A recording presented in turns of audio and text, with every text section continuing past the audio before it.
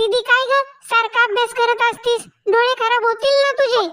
शेवटचं एकच पेज राहिलं माझं, मग माझं होमवर्क कंप्लीट.